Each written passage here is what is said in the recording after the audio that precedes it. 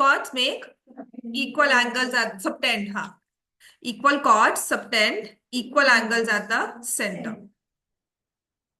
Equal chords subtend equal angles at center. ऐसे ही इसका converse होगा. If angles at centre are equal then chords are equal.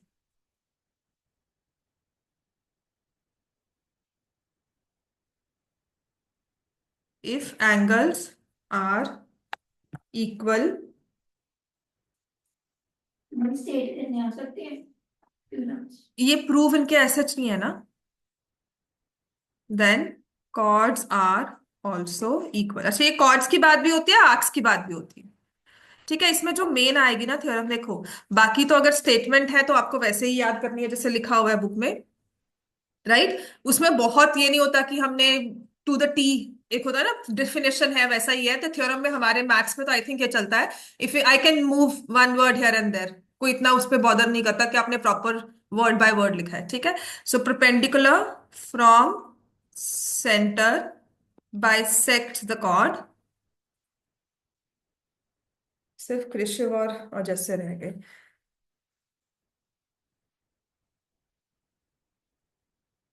उसमें तो डालना भी हुआ था क्या आएगा.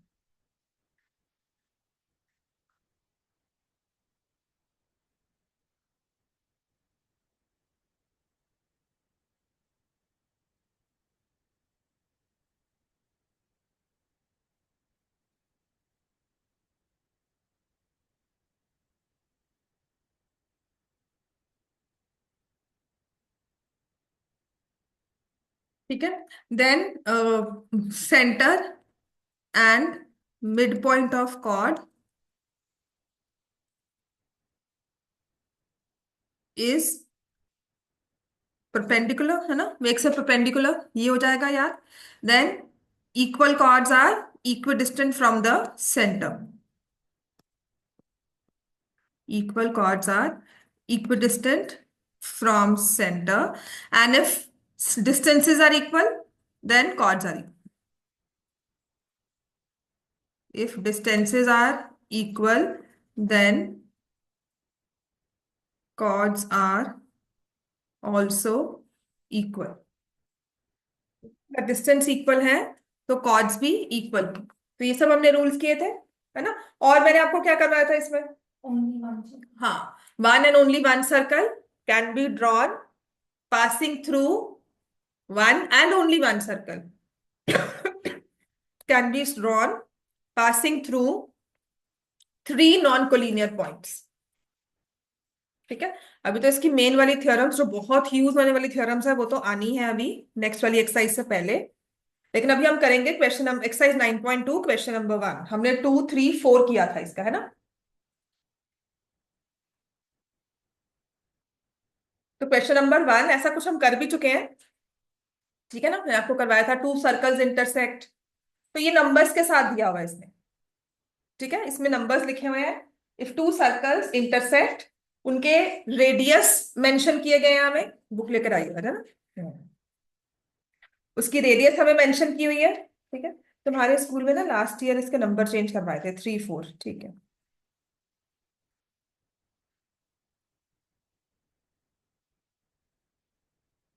तो मोस्ट ऑफ द टाइम्स यही है कि आएगा तो ऐसा ही question, right.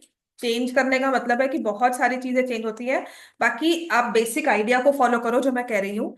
Sometimes when solving these questions क्या होता है कि हमें सर्कल्स, जैसे हमने पोजीशन बनाई है ना सर्कल्स की, देखो अगर दो सर्कल्स इंटरसेक्ट कर रहे हैं, है ना.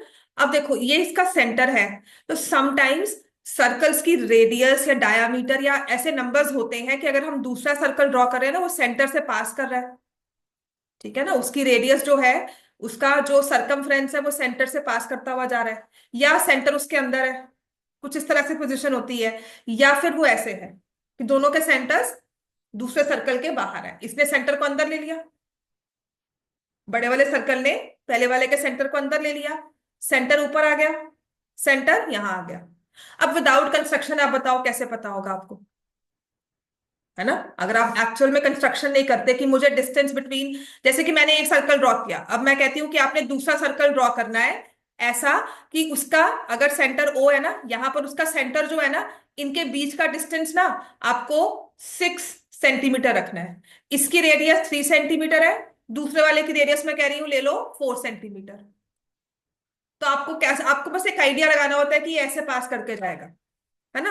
और वो बहुत प्रैक्टिस के बाद आता है। आप मुझे भी कहोगे ना वो एग्जैक्ट कहाँ पास करेगा, शायद मैं भी ना आपको बता पाऊँ, because that is with construction only. अब क्वेश्चन सॉल्व कर रहे हैं, हमें कैसे पता लगेगा, हमने तो ऐसे बना लिया, वो तो जा रहा था ऐसे। ठीक है ना। कुछ नहीं होता, आपने एक फिगर ड्रॉ करनी है अपनी, दो सर्कल्स इंटरसेक्टिंग। आपका जो भी आंसर होगा ना, आपको एक नेगेटिव आंसर देगा। अगर आपकी प्लेसमेंट गलत है ना, वो आपको एक नेगेटिव -1 में आंसर देगा, मान लो। अब रेडियस है या डिस्टेंस है, वो -1 तो होता नहीं है। दैट मीन्स आपने प्लेसमेंट गलत ले लिया। समझ में आ गया। तो ऐसा कोई क्वेश्चन ऐसा नहीं है। हाँ, कभी हम कोई चीज ऐसी गलत ड्रॉ कर लेते हैं ज्योमेट्री में, जो कि हमें नेगेटिव आंसर देती है, सर्कल्स में स्पेशली, बिकॉज हम स्क्वायर्स में बात करते हैं ना, इसीलिए। तो ऐसा कुछ होता है तो आपका आंसर नेगेटिव आएगा, वही सेम चीज नेगेटिव आंसर देके जाएगी आप। ठीक होगी बात ये।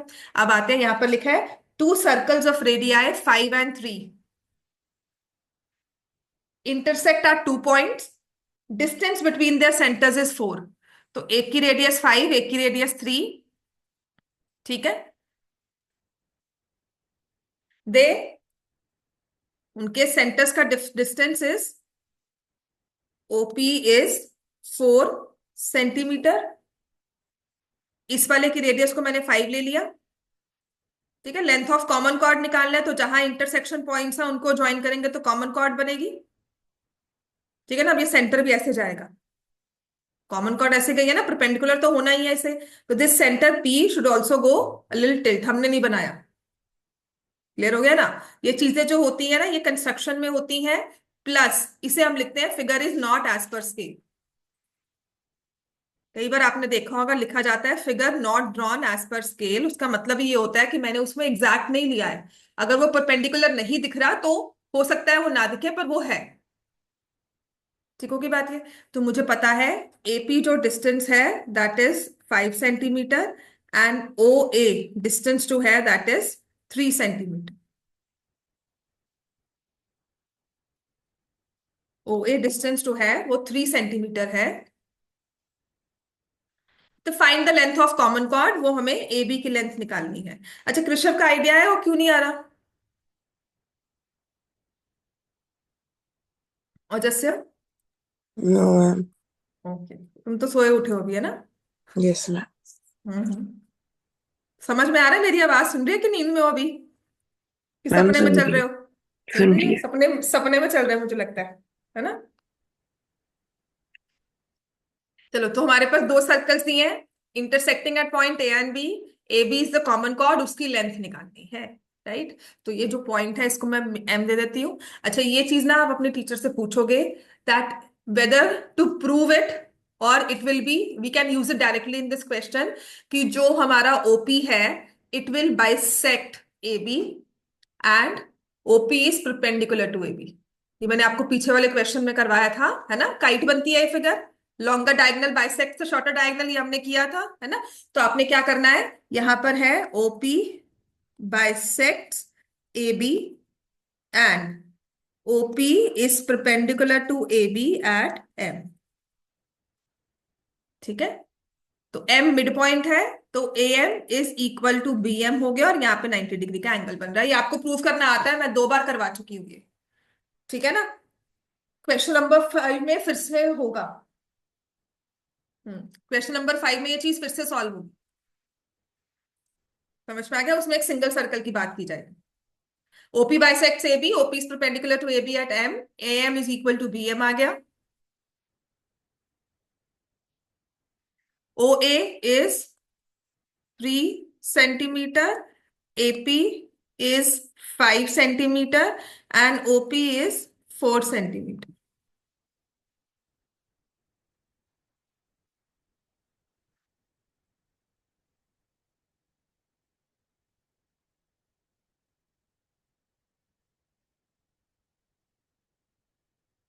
क्लियर हो गया इतना? सबको ठीक है इतना, राइट। अब आ जाओ, आपने करना क्या है, एएम की लेंथ निकालनी है ना। ठीक है।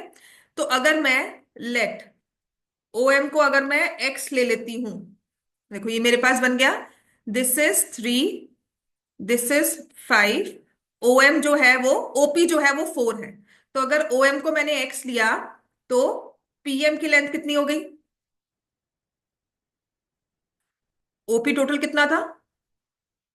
4, ये एक्स हो गया, तो कितना हो जाएगा? 4 - x सेंटीमीटर। तो ये मेरे पास आ गया 4 - x। दो राइट ट्रायंगल बन रहे हैं, ठीक है। इन triangle A M O,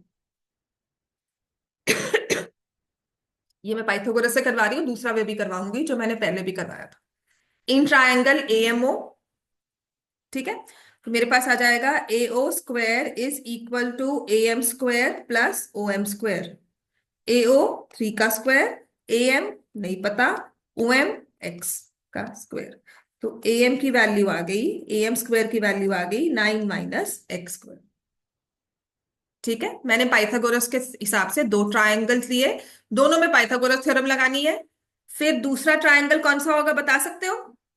A M P, है ना। In triangle A M P, तो आ जाएगा A M square plus P M square is equal to A P square. A M फिर से मेरे पास वैल्यू नहीं है, पी एम की वैल्यू क्या है? 4 - x का होल स्क्वायर, और यहां से आ जाएगा 5 का स्क्वायर।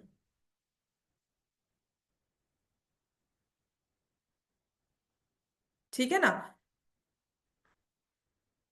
थोड़ा कैलकुलेशंस के लिए मैं फिगर को ऊपर रखूंगी, बाद में फिर से फिगर पे आएंगे। अभी हमारे पास दो इक्वेशंस है। तो ए एम की वैल्यू है 9 - x स्क्वायर, यहां पुट कर दे। 9 - x स्क्वायर प्लस 4 - x का whole square is 25। 9 - x square plus 16 plus x square minus 8x। कभी भी A minus B whole square को ओपन करना है तो प्लीज पॉलिनोमियल्स का फॉर्मूला अप्लाई करना है। A minus B whole square ये हर बार चलेगा, remember it, A square plus B square -2ab। ठीक है, अब देखो क्या होगा, ये एक्स स्क्वायर हो गया कैंसिल। ठीक है, 9 + 16 कितना होता है? और यहां से ये 8x इज इक्वल टू 25, 25 भी कैंसिल हो गया, जिससे 8x किसके इक्वल आ गया? 0। x भी किसके इक्वल आ गया? 0। 0 हो सकता है x, नेगेटिव नहीं हो सकता। इसका मतलब सिर्फ इतना है, x की वैल्यू 0 सबकी आ गई ना, सबकी आ गई ना 0। अब इसका मतलब सिर्फ इतना है कि जो ये डिस्टेंस मैंने यहां पर x लिया था, मतलब ये सर्कल जो है ये सेंटर से पास कर रहा है इसके, है ना। हमने o और m लिया था ना डिस्टेंस, ये 0 है, मतलब ये जो m पॉइंट है ये ऊपर आ रहा है। क्लियर हो गया इतना? प्लेसमेंट ऐसी है। क्लियर हो गया इतना? ठीक है। तो अब हमारे पास x की वैल्यू 0 आ गई, ए एम की वैल्यू चाहिए। So A M square is equal to 9। A M की वैल्यू कितनी आ जाएगी? 3 centimetre. So therefore A B is double of A M, 6 centimetre.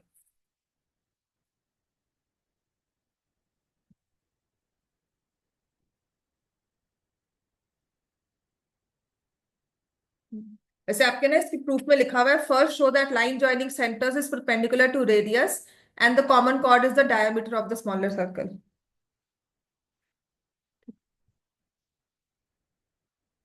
M और ओ पॉइंट जो है ना वो यहां पर है।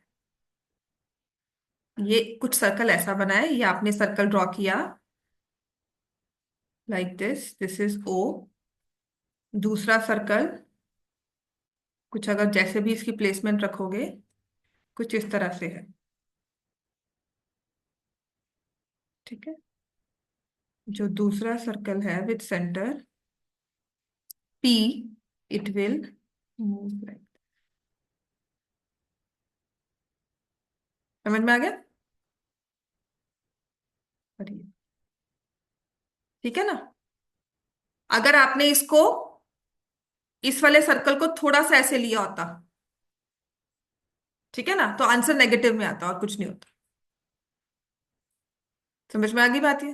राइट। तो जब आपके पास यहाँ पर -9, जैसे यहाँ पे एक्स की वैल्यू 0 आई ना, अगर एक्स की वैल्यू -1 आ गई ना, मतलब हमने प्लेसमेंट गलत ली है। तो जो आप यहाँ पे 4 - x ले रहे हो ना, वहां पे आपका आंसर प्लस में आ जाता। क्लियर हो गया? वो भी क्वेश्चन अगर होगा तो मैं करवा दूंगी, कोई ज्यादा सोचने वाली बात नहीं है। ठीक है ना? आपका आंसर हमेशा जस्टिफाई कर जाएगा जो भी नंबर्स आपको दिए हुए हैं। इतना क्लियर हो गया सबको? क्लियर है? अब इसी में ना चेंजेस किए थे। कहा था कि जैसे एक्स की मैम वैल्यू, एग्जाम में चांसेस कम ही है। ऊपर आने में गलती हो जाएगी। नहीं होगी। मैं कह तो रही हूँ नहीं होगी, सिर्फ उसको फोर्थ फिफ्थ क्वेश्चन में होता है। उसमें अगर आंसर आपका, अच्छा इसी को मैंने कहा था आपको, मैंने पाइथागोरस से करवाई है ना। देख उसके ट्यूशन, जैसे यहाँ पर आपको मैंने करवाया ना विद पाइथागोरस, इसी को आप एरिया ऑफ ट्रायंगल की वजह से भी कर सकते हो। ठीक है ना? आपके पास देखो ट्रायंगल जो ये बना है ना, ये वाला एओपी, इसकी तीनों साइड्स है हमारे पास, 3, 4 and 5। We can find the area, है ना? अब एरिया ऑफ ट्रायंगल एओपी क्या हो जाएगा? 3, 4, 5 के साथ 3 + 4 7 + 5 12, सेमी पेरीमीटर 6। तो 6 × 6 - 3 3, 6 - 2 6 - 4 2, 6 - 5 1। तो 6 और 6, एरिया कितना आ गया? 6 स्क्वायर सेंटीमीटर। और वही हो जाएगा half into OP into M, base into perpendicular is equal to 6। तो ओपी की वैल्यू कितनी दी हुई है हमें? 4। तो ये 2 हो गया। सो एम की वैल्यू फिर से क्या आ गई?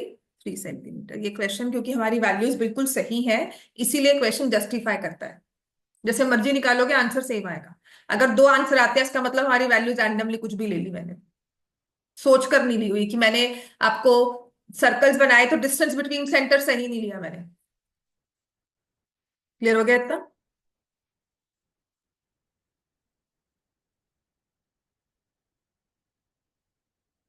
ठीक है। तो इसमें अब थोड़े से चेंजेस कर लेना, आपको इस तरह से दिया जाएगा the two circles of radii 4 and 3। इससे ना फिर आंसर ऐसे 0 नहीं आएगा बस। To circles of radii 4 and 3 centimetre intersect at 2 points, distance between centres is 5 centimetre. ठीक है ना? बस नंबर्स चेंज किए मैंने। रेडियस है सर्कल की 3 and 4, distance between centres 5। Find the length of common cord. Find the length of common cord. दरवाजा लगा लो बेटा। फिगर है। फिगर सेम है, बस नंबर्स चेंज हो गए इसमें। तो मैं दोबारा से इसको इरेज करके फिर से बनाऊंगी। ठीक है ना? सो फर्स्ट ये प्रूव करना पड़ेगा, टीचर से पूछ लेना कि मैम अगर ये क्वेश्चन आएगा तो क्या हम ऐसे ट्रायंगल को वो प्रूव करेंगे? एरिया से। Common chord, perpendicular and common chord bisected. ठीक है ना? वो प्रूव करेंगे तो अच्छी बात है, फिर आपको वो प्रूव करना होगा, नहीं तो डायरेक्टली आप इसे कर सकते हो। अगर केस स्टडी में आया तो आपको बता दिया जाएगा कि वो जो परपेंडिकुलर है यहाँ से ऐसे मिड पॉइंट है, या what is prove that triangles are congruent, ऐसा कुछ। ये हो गया ना? तो एक दिया हुआ है 3, एक दिया हुआ है 4,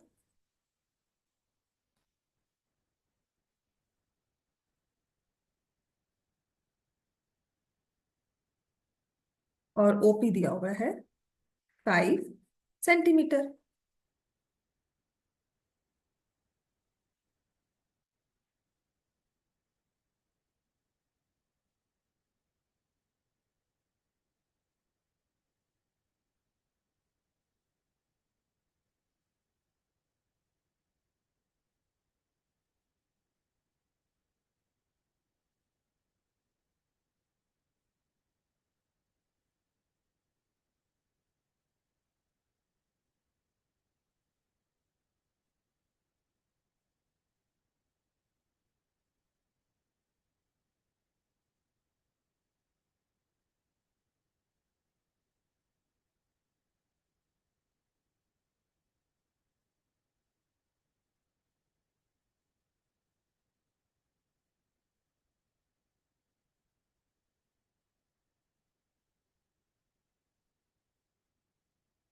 तो पहले प्रूव हम करते हैं, triangle AOB is congruent to triangle APB।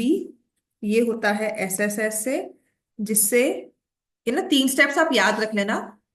Prove करना देखो आसान है, बस याद करना ही होता है। अगर मैं बता दूं ना SSS को प्रूव करना है, this is how you remember your proves.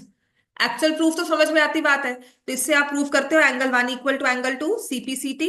और फिर इससे आप प्रूव करते हो triangle AMO is congruent to triangle BMO, जो कि SAS हो जाएगा। और फिर आपके पास आ जाएगा AM is equal to BM, and also angle AMO is equal to angle BMO, जिससे मेरे पास निकल जाएगा, ये CPCT हो गया, जिससे मेरे पास निकल जाएगा एंगल AMO जो है वो 90 डिग्रीज का है। हमें एओबी और एबीबी कैसे कॉन्ग्रुएंट हो रहे हैं?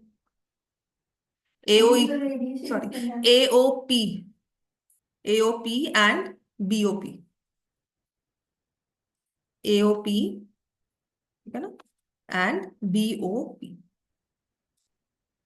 ठीक है, ठीक है ना। AOP एंड BOP कॉन्ग्रुएंट हो जाएंगे। AO BO के इक्वल है, OP कॉमन हो गया, AP और BP इक्वल है।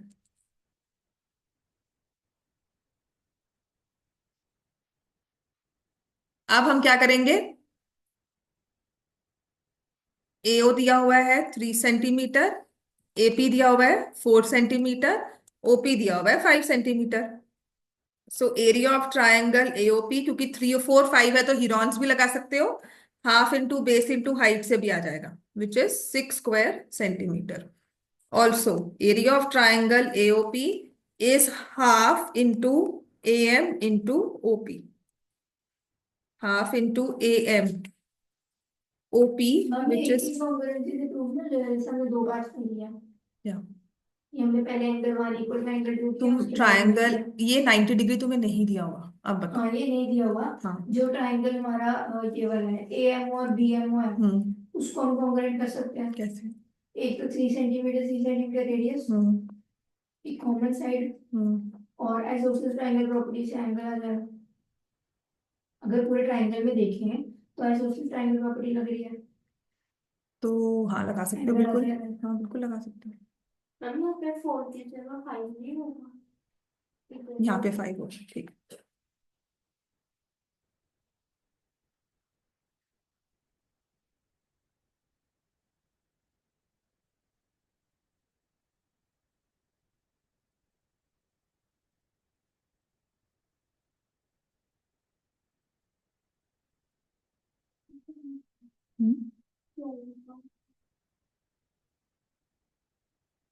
AM is equal to 12/5। अब जो तुम दो ले रही हो ना बेटा, वो रूल पता तुम क्या ले रही हो? तुम ले रही हो 2 साइड्स एंड 1 एंगल। वो हमारा कॉन्ग्रुएंसी का रूल ही नहीं होता ना। 2 साइड्स एनी 1 एंगल कॉन्ग्रुएंसी का रूल नहीं है। 420 टोटल। RHS होता मैं चल जाता, पर RHS तो नहीं है ना वो। आप ले रहे हो 2 sides and 1 angle, right. Included होगा, बिल्कुल ठीक है। ऐसे नहीं बना हुआ, तुमसे पहले सोचने वाले बहुत है। ओनली रीजन इज बार बार मुझे बताना पड़ता है, तुम 2 बार तुमसे पूछ चुके हो, या पहले भी किसी ने पूछा है ये। तो यही रीजन है, 2 sides 1 angle, no rule. Included angle yes, right angle yes, तभी RHS बना है, right angle hypotenuse side. SSA कोई रूल नहीं है कॉन्ग्रुएंसी का। रीजन कि अगर मैं 2 साइड्स और 1 एंगल बनाती हूँ ना, जो मैं ट्राइंगल बनाऊंगी ना, 2 sides 1 angle, any 2 sides and any 1 angle, मैं स्पेसिफाई नहीं कर रही हूँ आपको। आपने कोई बनाया तो आपका भी ट्राइंगल बन जाएगा, मेरा भी बनेगा, हो सकता है वो कॉन्ग्रुएंट आपस में ना हो, वो आपस में ओवरलैप ना कर। लेकिन मैं अगर ऐसे बनाऊंगी ना, जो जो ट्राइंगल मैंने बनाया है वही ट्राइंगल आपको बनाना होगा। I give you 2 sides 3 and 4, और मैं कह रही हूँ दोनों के बीच में 60 डिग्री एंगल बनाओ। जो दोनों मैंने बनाया ना एंगल, ट्राइंगल जिसने भी, मतलब वन एक स्पेस में बैठकर बना रहा है और एक यहाँ बैठा रहा है, उन दोनों के ट्राइंगल्स बाय डिफॉल्ट कॉन्ग्रुएंट ही होंगे। एंगल एंगल साइड होता है, एंगल यहाँ 2 एंगल्स तो है ना, और angle side angle. SAS, ASA, AAS, AAS, any 2 angles and 1 side। SAA तो मतलब AAS होता है, आपकी वो थ्योरम भी है ना, RHS SSS। क्लियर हो गया? तो AM आ गया 12/5, और फिर उसके बाद मेरे पास ए बी आ जाएगा 24/5 सेंटीमीटर, 4.8। अब आ जाओ क्वेश्चन नंबर 5, इंपॉर्टेंट है, ये मार्क कर लेना। और क्वेश्चन नंबर 6, इसका ना case study last year paper में आया था, सही हो गया, जो फाइनल पेपर आया था ना 9th का, तो इस पर बेस्ड केस स्टडी कह सकते हो। अब हम करेंगे क्वेश्चन नंबर 5। एएम और बीएम में लगाएंगे। नहीं, एएमओ बीएमओ में नहीं लगाओगे, एएमओ और एएमपी दोनों सेम है बेटा। देखना, ये दोनों ट्राइंगल्स आपस में कॉन्ग्रुएंट है, दोनों में किसी में भी लगा ले। ये और ये डिफरेंट है। तो उसका भी डबल हो जाएगा वैसे करने के बाद। हाँ, एएम की लेंथ निकालोगे बाइसेक्ट, मुझे ट्राइंगल का एरिया निकालना थोड़ा और इजी लगता है। ठीक है ना, दोनों में कर सकते हो, कुछ ना याद हो तो पाइथागोरस भी लगा लोगे, नहीं है तो एरिया ऑफ ट्राइंगल भी लगा सकते हो। अब आ जाओ क्वेश्चन नंबर 4, क्वेश्चन नंबर 5 सही। अब क्वेश्चन नंबर 5 में हमें दिया हुआ है, 3 girls, Reshma, Mandeep, and Salma, are playing a game by standing on a circle of radius 5 drawn on a park. Reshma throws a ball to Salma, Salma to Mandeep. Reshma throws a ball to Salma, and Salma throws a ball to Mandeep. तो ये सलमा और यहां से ये Mandeep. And Mandeep to Reshma, तो ऐसे वो खेल रहे हैं। Distance between Reshma and Salma is 6 meters, and Salma and Mandeep is 6 meters। Distance between Reshma and Mandeep, और हमें दिया हुआ है circle with centre O, radius 5 centimetre. तो रेडियस दी हुई है 5 centimetre, S R is equal to S M is equal to 6 centimetre. तो आपने इस ओ एस को ज्वाइन कर दिया, join O S, join O R, join O M.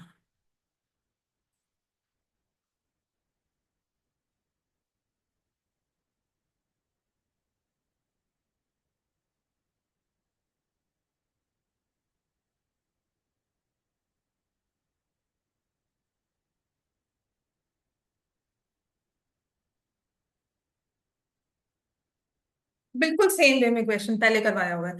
इसमें मतलब प्रॉब्लम क्या होती है, इस क्वेश्चन में होता है how do we know that centre is outside.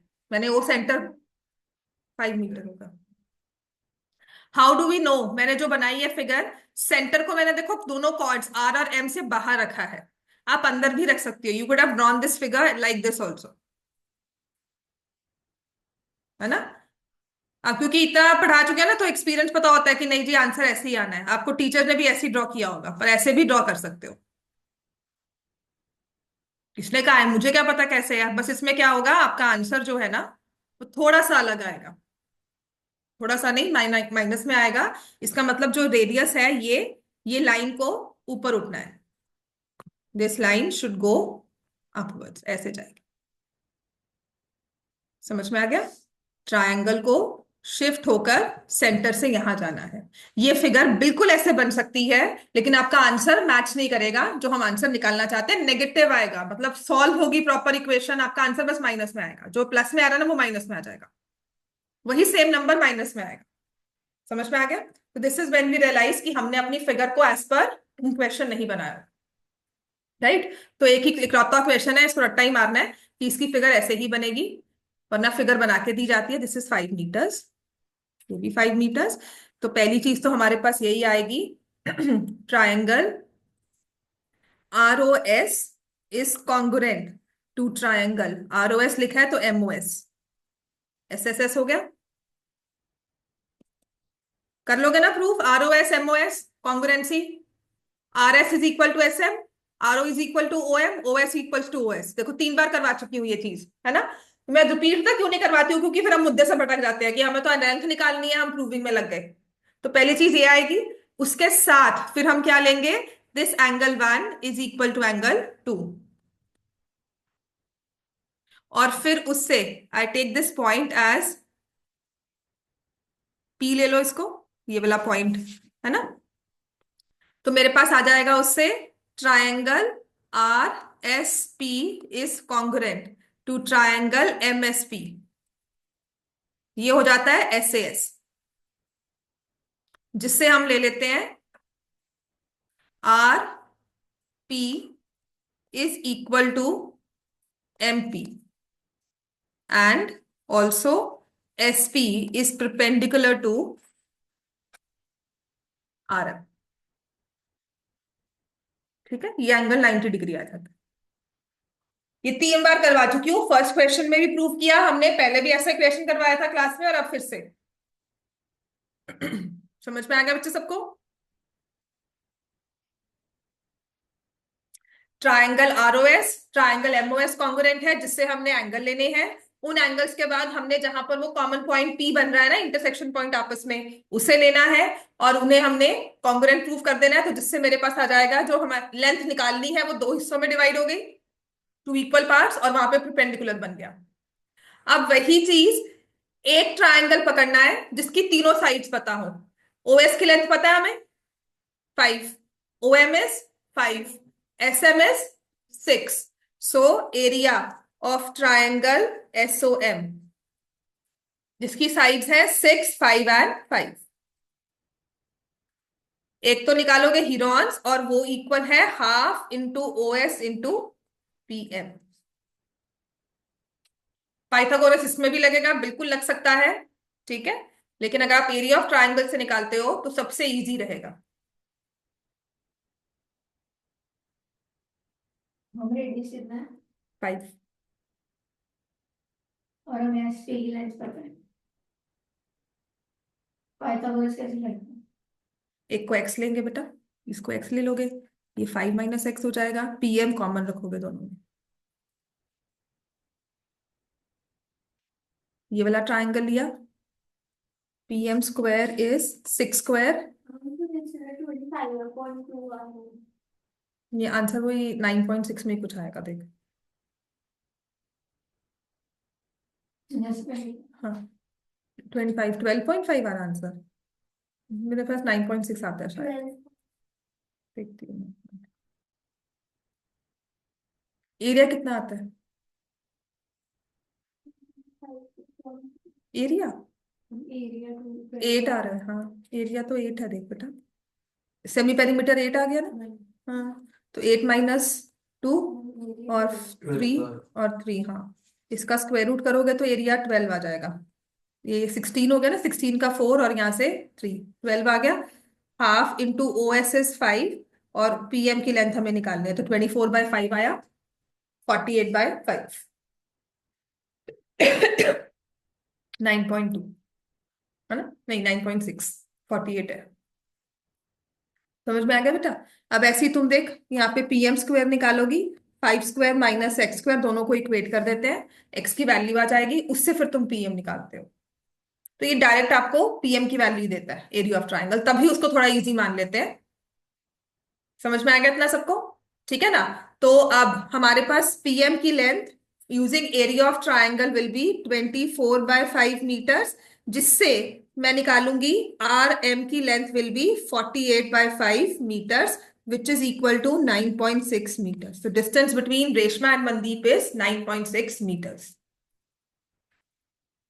Wednesday के बाद गियर अप रहना, मैंने सिलेबस तो कंप्लीट करवा ही देना है। आपके जितने भी डाउट्स हैं प्लस टेस्टिंग, हफ्ते में 2 या 3 टेस्ट तो लेने ही है, ठीक है। MCQs मुझे और भी थोड़े बहुत करवाने हैं, प्लस आपके रिविजन्स करवानी है सारी। अपने डेट शीट भी मुझे बताते रहना साथ साथ, कब कब आपके एग्जाम्स आ रहे हैं, ठीक है ना। स्पेयरिंग द वीकलीज, वीकली से पहले तुम्हारा सर्कल्स तो हो ही जाएगा। हमारे लिए तो तुम्हारा 23rd को है ना। हाँ, तो उसके पहले तो सर्कल्स हो ही जाएगा। सिर्फ वेंसडे ऑफ रहेगा, कल भी क्लास है, परसों भी क्लास है।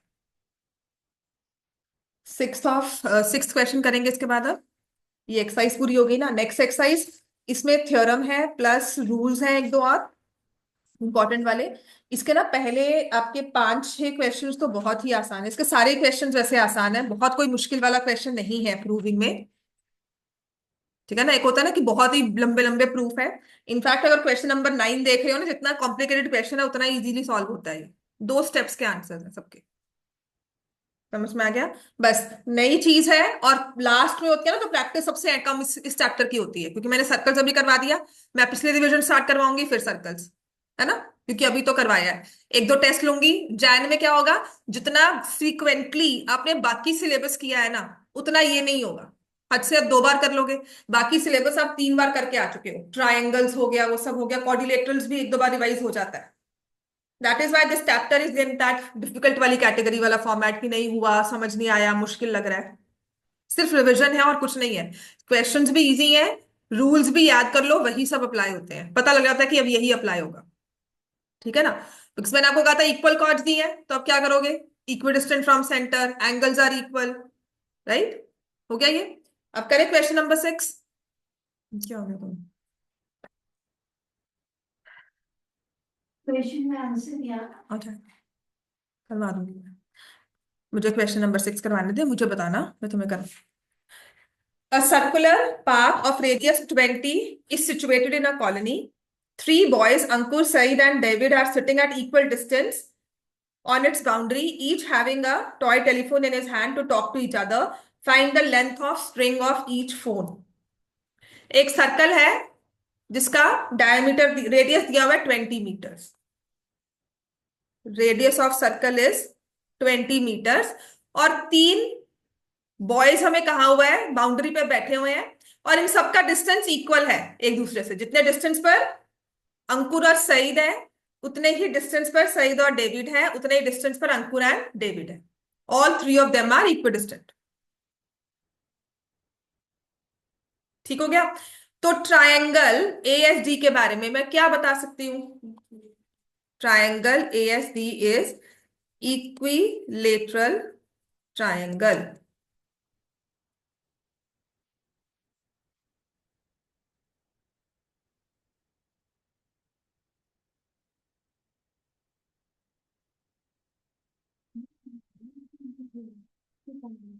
रेडियस हमारे पास दिखा है, तो सर्कुलर पाथ ऑफ रेडियस 20। ठीक है। अब ना इस क्वेश्चन को करने के 2-3 वे हैं। पहली बात तो समझो, ये सिर्फ पॉसिबल, जो भी हम रूल लगा रहे हैं ना, वो सिर्फ इसलिए पॉसिबल है क्योंकि ट्रायंगल कौन सा है? इक्विलेटरल। ठीक है। अब इक्विलेटरल ट्रायंगल में जब आप परपेंडिकुलर ड्रॉ करोगे, ठीक है, इक्विलेटरल ट्रायंगल में अगर मैं करती हूं draw perpendicular from point A to S D, मान लो वो एम पॉइंट पर आ गया है, तो 2 चीजें जो हमें फॉलोअप में रखनी है। पहली बात तो ट्रायंगल तो इक्विलेटरल है ही है हमारा, इसीलिए ये सब पॉसिबल हो रहा है। अगर किसी और की बात की जाएगी तो नहीं, आइसोसेलेस में भी नहीं चलता है। ठीक है, उसमें भी डिपेंड करता है। हाँ, तो मेरे पास पहले तो आएगा कि A O M is a straight line. ऐसा नहीं है कि ये सेंटर कहीं और, परपेंडिकुलर ऐसे बना और सेंटर तो यहां पर है। समझ में आ गया? ऐसा नहीं है। इसका मतलब सिर्फ इतना है, that perpendicular and centre, perpendicular passes through the centre. Clear हो गया? अब ओ तो सेंटर है ना? ओ ए की लेंथ कितनी है? 20। ठीक है।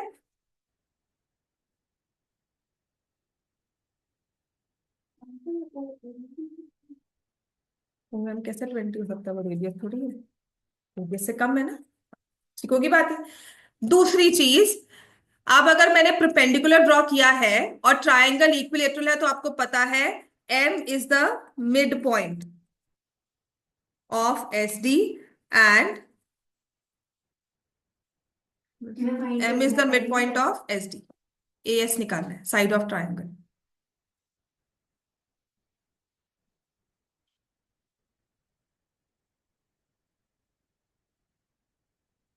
सबसे पहले तो आपने परपेंडिकुलर ड्रॉ किया, और इस बात को समझो कि ट्रायंगल इक्विलेटरल है, इसीलिए एओएम एक स्ट्रेट लाइन है परपेंडिकुलर, और वो ए एम बाइसेक्ट भी कर रहा है दूसरी वाली साइड को।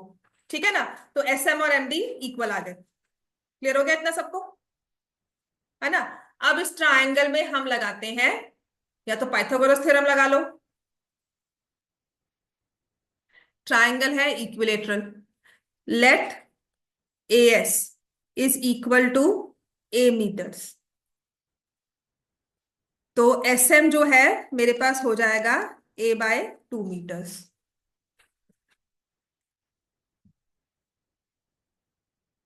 ठीक हो गया, राइट। अब आ जाओ, दो ट्राइंगल्स लेंगे, ट्राइंगल AMS और ट्राइंगल OMS।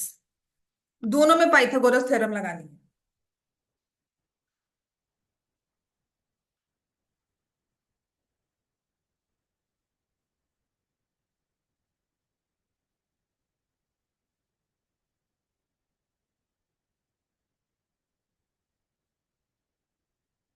पहले तो मैं AMS में लगाती हूँ, ठीक है। अब मैं यहाँ पे लेकर आऊंगी थोड़ा सा कैलकुलेशंस के लिए। अब समझ में आ गया ना, सिर्फ हमने ट्राइंगल्स लेने हैं, उसमें पाइथागोरस लगानी है। तो मैं, मेरा जो मेन मुद्दा था समझाने का वो ये था कि परपेंडिकुलर भी है, स्ट्रेट लाइन भी है। तो सेंटर AO, AOS, AOM एक स्ट्रेट लाइन है बेसिकली, ठीक है ना। तो पहले ट्राइंगल में लिया, AM² plus SM² is equal to AS²। AM की वैल्यू मेरे पास अभी नहीं है। SM को मैंने लिया है A/2 का होल स्क्वायर और AS को लिया है A का स्क्वायर।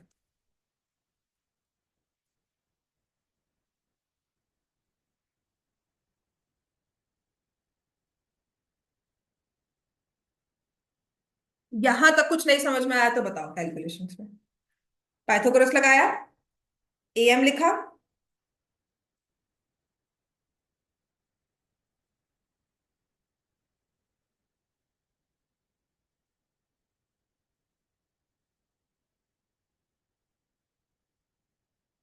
ठीक है।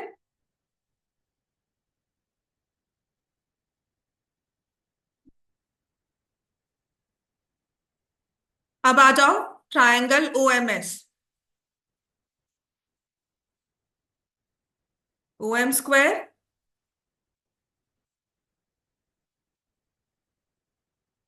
Plus SM² is equal to OS²।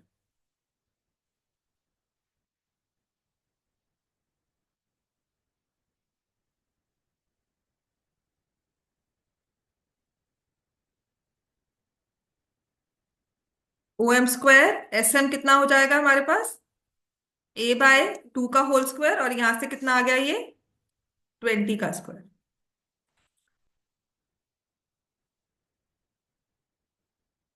अच्छा, AM को can I right AO plus OM,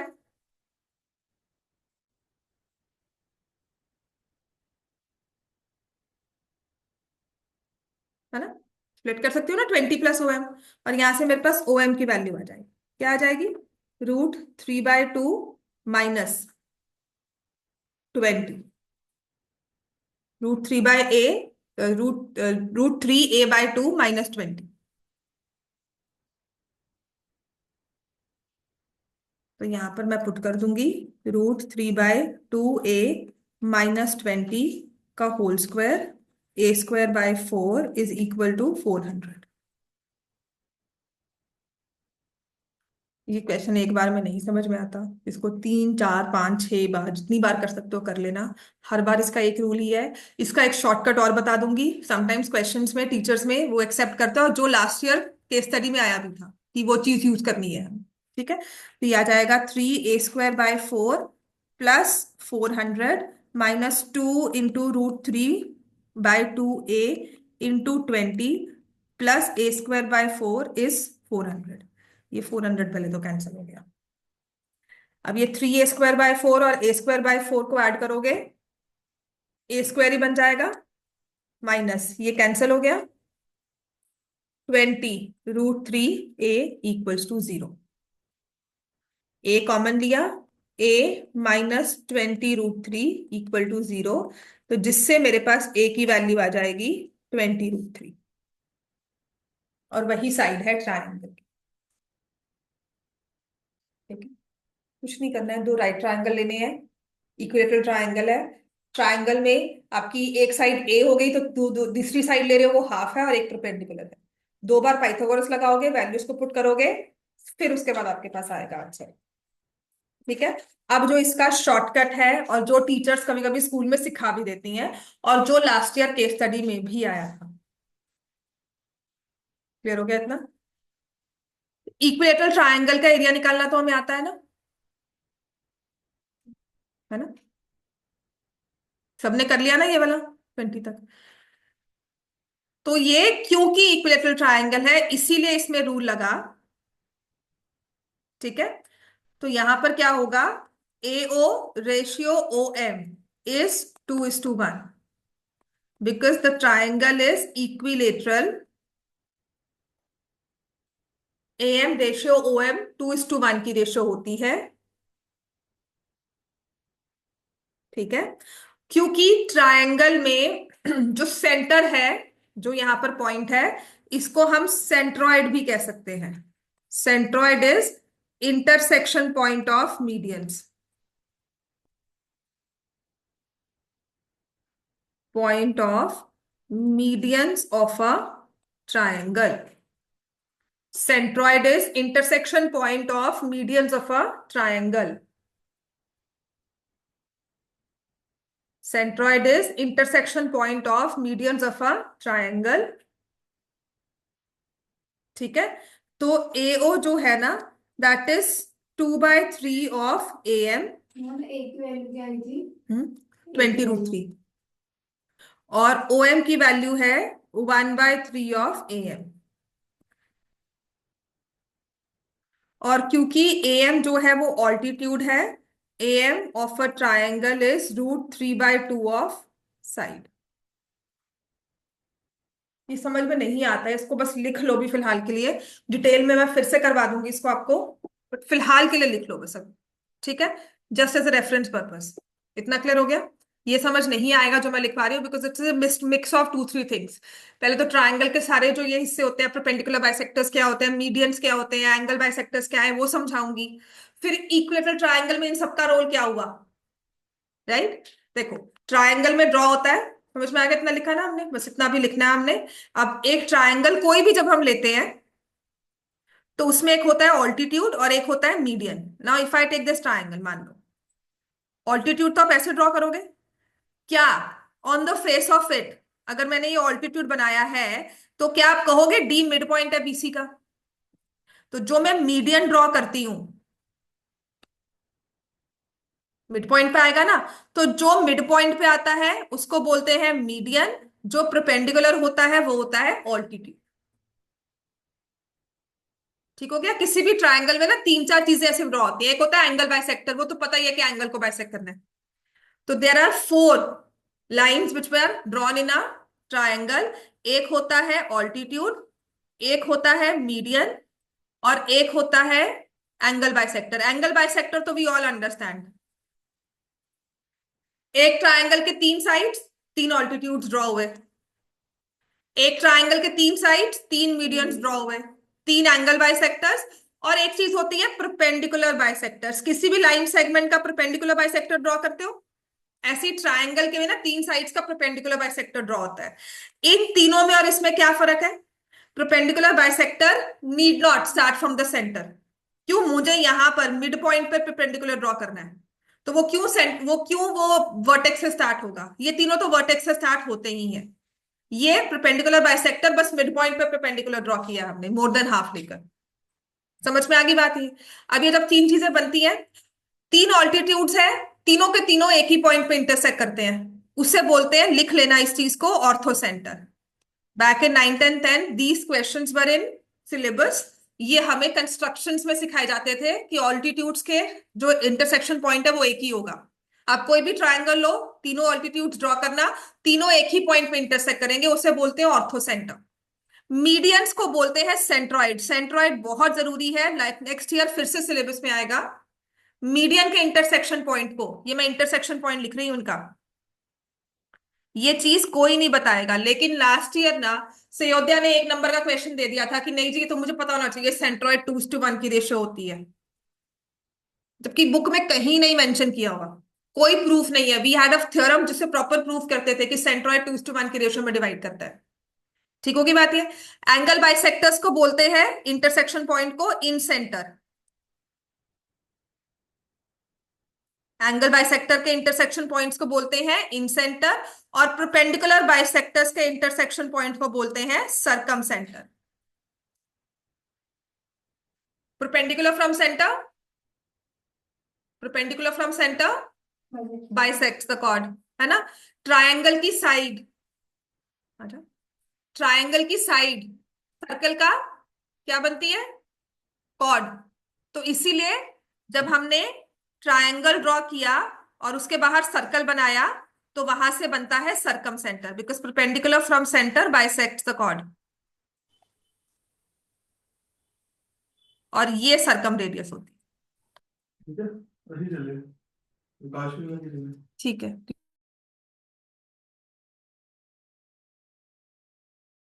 Hindi में आना मगर हाँ हाँ हाँ, क्लियर हो गया। तो ये आएगा सरकम सेंटर। अब जो ये सेंट्रॉइड होता है इसका रूल लिख लेना, लिखो, which is very important, this is something you should remember. Rio stop it, Rio लिखो। सेंट्रॉइड, अगर 10th वाले बच्चे हो तो ये याद रख लो, सेंट्रॉइड डिवाइड्स ईच मीडियन। इसको रट्टा ही मारना है, जैसे मर्जी मारो, जैसे हिस्ट्री में डेट्स याद करते हो ना, आपको रट्टे मारने हैं। कोई बात नहीं, ये हो जाएगी। मैं 10 बार बोलूंगी, डेट्स फिर भी याद नहीं होंगी, but this is something you you will remember, क्योंकि इसे प्रूव भी कर लेते हैं, हमारे क्वेश्चन भी ऐसे आते हैं। रियो, तो this is centroid divides each median in the ratio 2:1। ठीक है, centroid divides each median in ratio 2:1, बस इतना सा याद रख लो। ठीक है, अब नेक्स्ट क्लास कल है सर्कल्स की, जब आपको मैं नेक्स्ट एक्सरसाइज स्टार्ट करवा दूंगी, और कल पहले हमारी थ्योरम होगी।